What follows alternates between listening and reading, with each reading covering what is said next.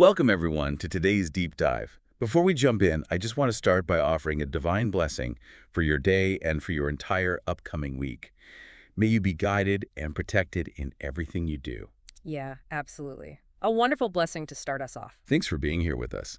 So for you listening, I want you to imagine reading a dying leader's final will and testament. Right. Which is always dramatic. Oh, totally. Yeah.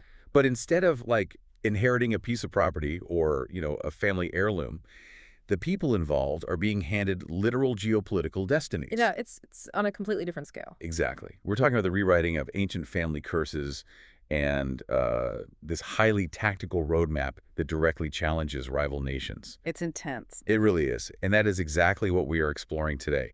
We are taking a deep dive into Deuteronomy chapter 33. Which is such a massive text. It is. It's the final blessing of Moses to the tribes of Israel, given right before his death. And honestly, it is a masterpiece of ancient poetry, political strategy, and psychological warfare. It really is. And, it completely redefines what a quote-unquote blessing actually means. Right, because we usually think of blessings as just like polite, vague well wishes. Exactly. Like, have a nice life or whatever. But in the ancient Near East, a patriarch's final words, they carried the actual weight of a legal decree. Wow. So it's basically a prophetic blueprint. Yes. Moses is looking at this fractured group of tribes, right?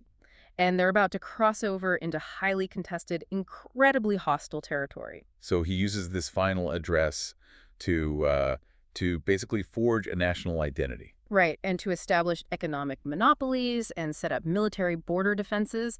It's highly practical. And just so you know, to unpack all the sheer density of this text today, we are filtering it through two meticulously researched study texts. Which are crucial for this kind of work. Definitely. We're using the Holman Study Bible and the Nova Almeida Actualizada, or the NWA study texts, because you really need those deep linguistic insights to catch all the nuances here. Oh, for sure. You'd miss so much without them. So, to start us off, Moses doesn't just hand out tribal assignments right away. He opens the text by setting this incredibly cinematic stage. It's very dramatic. Yeah, verses 1 through 5 describe this massive cosmic arrival.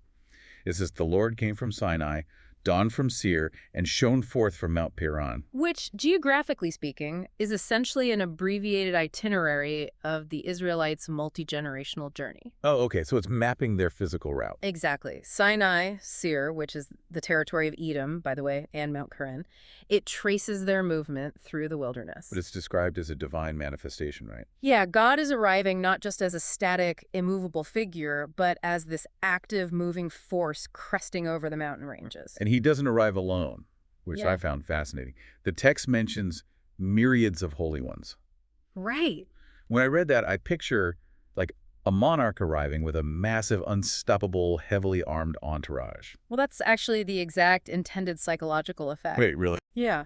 In the ancient Hebrew context, these holy ones, or saints, they represent the celestial armies, the angelic host. Wow. So it's a massive show of force. Totally. It's a display of absolute overwhelming sovereignty.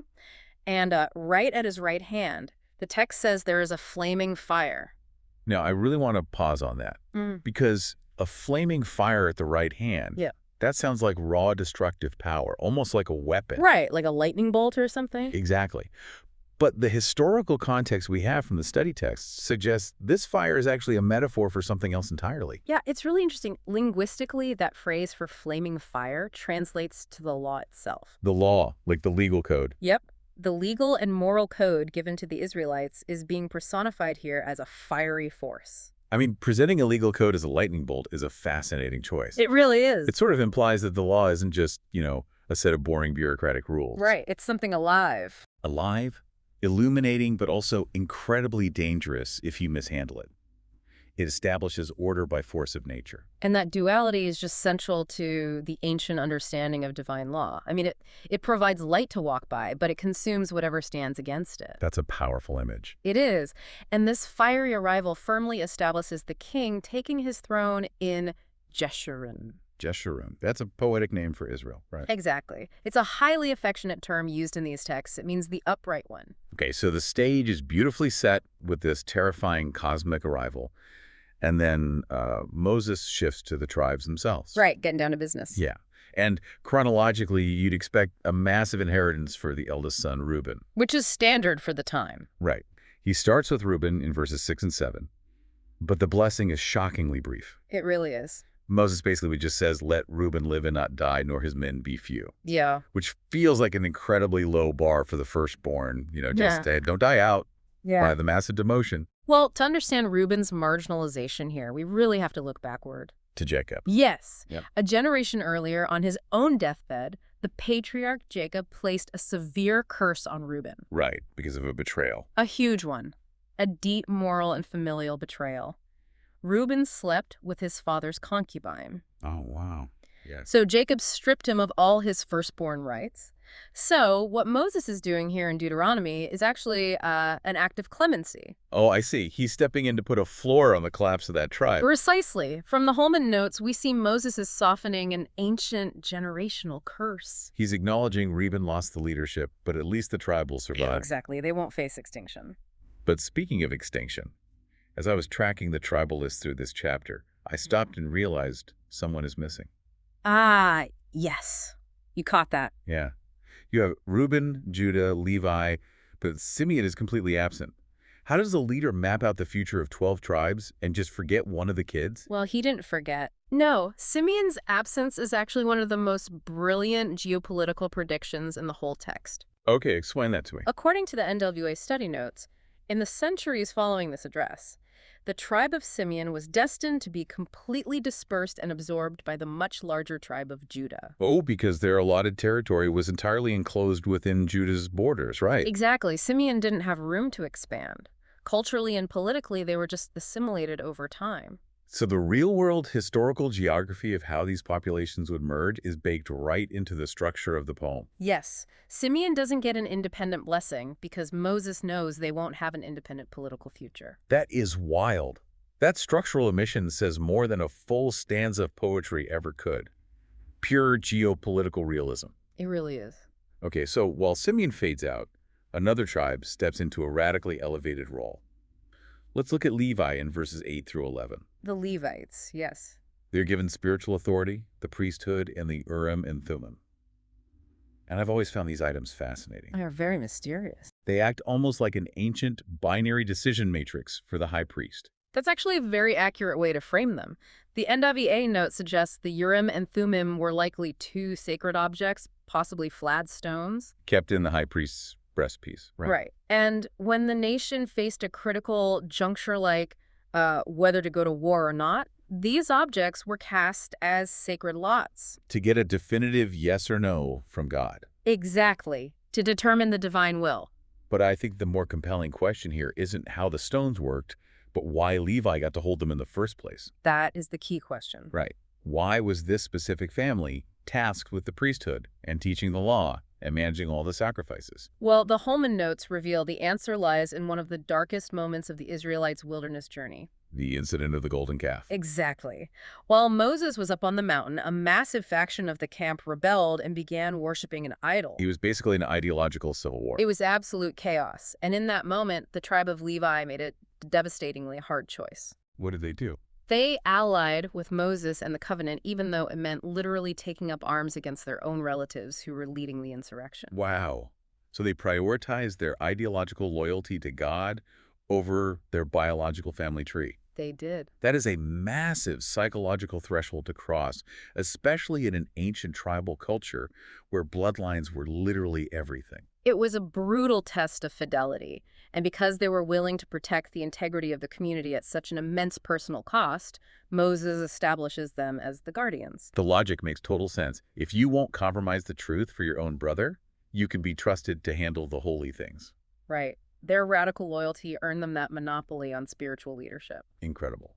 Now, speaking of radical shifts in identity, we move to verse 12 and the tribe of Benjamin. Ah, Benjamin. Moses describes Benjamin as the beloved of the Lord, dwelling securely, resting between God's shoulders. It's a strikingly intimate, tender image. From the Holman notes, the imagery is of a shepherd carrying a young sheep on his neck and shoulders. Completely protected from the terrain and predators. Exactly. Which is a beautiful sentiment, but it's a complete 180-degree turn from their previous reputation. Oh, completely. If you go back to Jacob's deathbed prophecies, Jacob labeled Benjamin a ravenous wolf tearing at its prey. Tearing the prey in the morning and dividing the spoil at evening. Right. So how does a tribe go from being a bloodthirsty apex predator to a secure, beloved sheep on a shepherd's shoulders? It really demonstrates the power of a new narrative to overwrite a damaging history. I love that. Benjamin had this violent reputation, but Moses uses his final address to rebrand them entirely. By calling them the beloved, he's setting a brand new trajectory. Yes. And it's also worth noting, geographically, the temple in Jerusalem would later sit right on the border of Benjamin's territory. Oh, really? Yeah, so resting between the shoulders is also a topographical reference to the mountains surrounding the Temple Mount. Where the divine presence was said to dwell. That is so cool. I love how the spiritual metaphor perfectly overlays the physical topography. It's brilliantly composed. Okay, so transitioning from the spiritual authority of Levi and the protected status of Benjamin, this deep dive takes us into raw earthly monopolies. Yes, the heavy hitters. Right.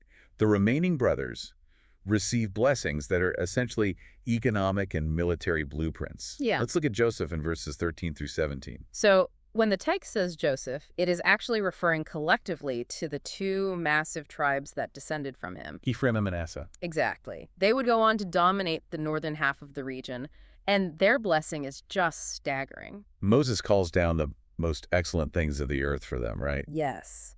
The dew from the heavens, the deep waters below, the finest produce of the sun, the wealth of the ancient mountains. It's basically the premium agriculture and resource package.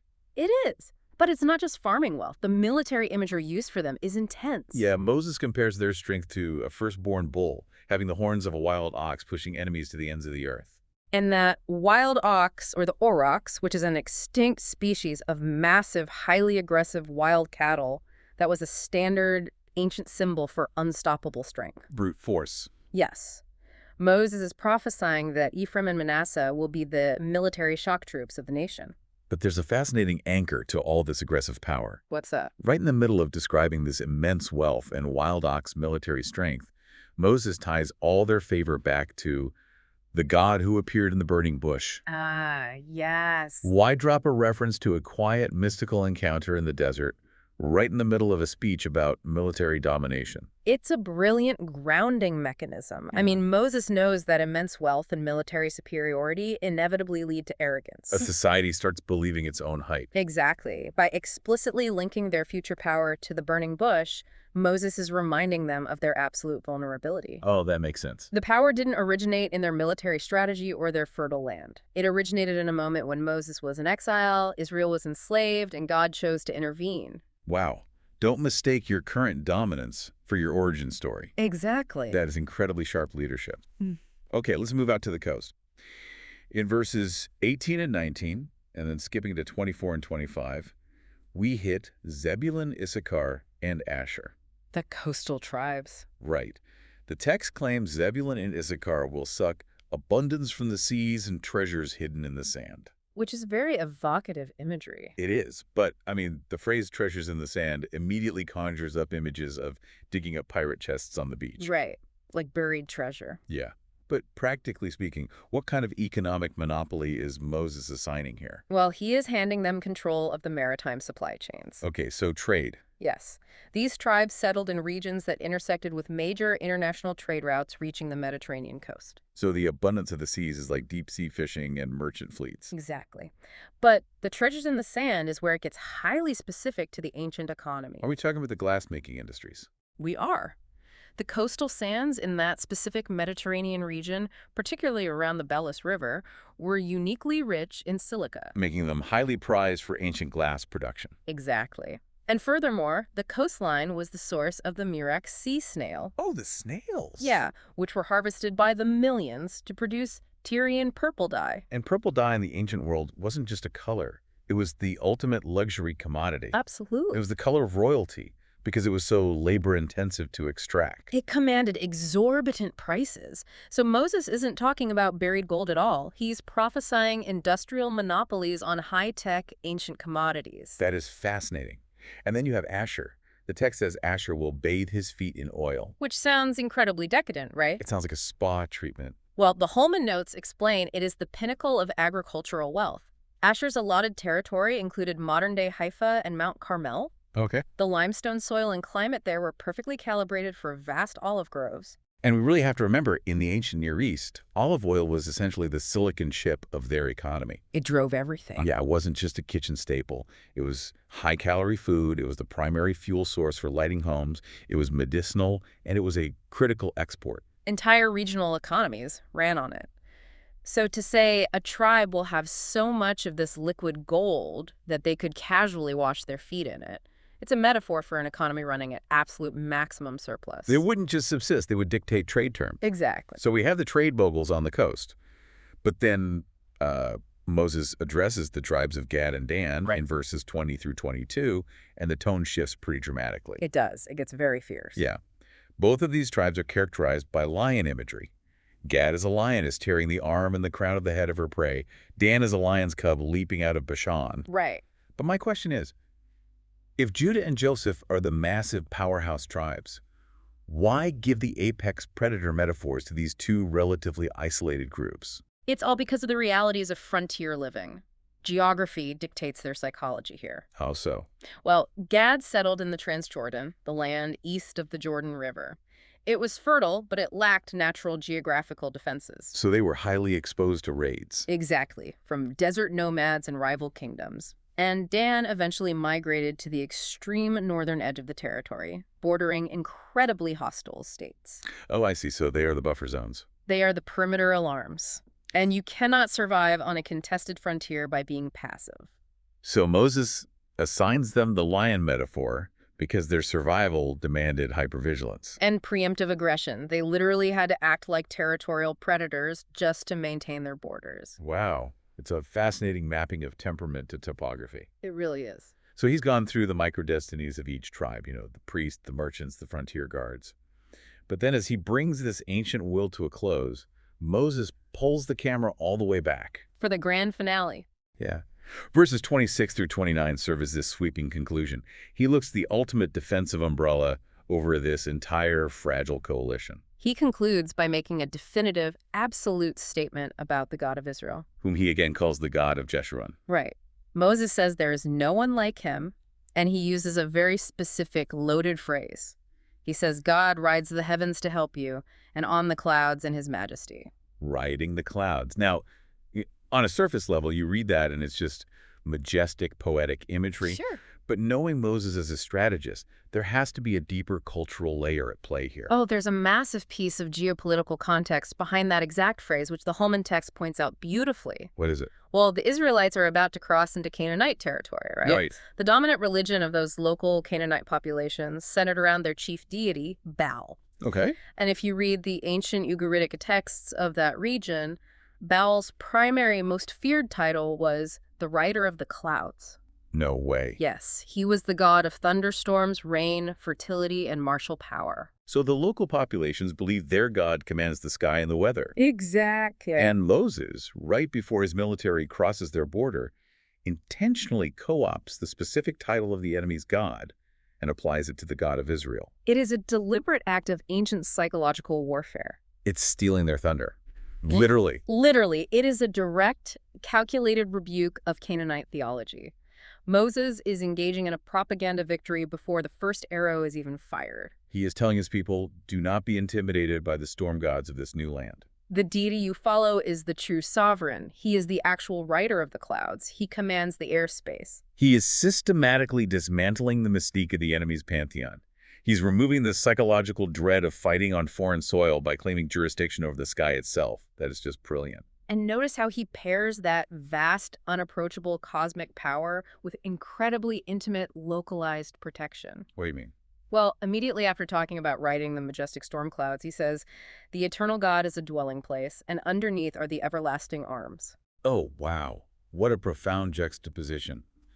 Underneath are the everlasting arms. It implies that even if the ground gives way, even if the physical geography they're fighting for completely collapses, There is an unshakable foundation beneath them. The God who orchestrates the massive storm fronts is the exact same force that acts as a safety net catching them when they fall. It resolves that tension between transcendence and immanence. Beautifully. Moses basically concludes that the uniqueness of Israel, their ultimate advantage, isn't their tactical skill. It's not their numbers. It is the fact that they are shielded, carried, and sustained by a God who simultaneously rules the cosmos and intimately defends their borders. It is the ultimate statement of security. Absolutely. And as we wrap up this analysis, I want to leave you, the listener, with something to pull from this ancient text and apply to your own life. Some practical application. Exactly.